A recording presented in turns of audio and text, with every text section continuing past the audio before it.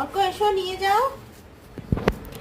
গরমের মধ্যে তরমুজ হচ্ছে সব থেকে বেস্ট ফ্রুট। আমার দুই ছেলেই তো তরমুজের পাগল। প্রতিদিন সকালবেলা ওদের ব্রেকফাস্টের আগে ফল খাওয়ার অভ্যাস আছে। প্রতিদিন বলবে মা তরমুজ কেটে দাও।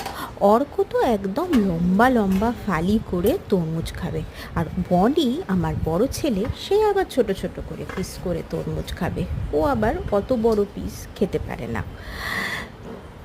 তো সেই জন্যই আজকে আমি তরমুজ কাটতে কাটতে ভাবলাম তোমাদের সাথেও শেয়ার করি যে তরমুজ কাটা সহজ উপায়টা কী।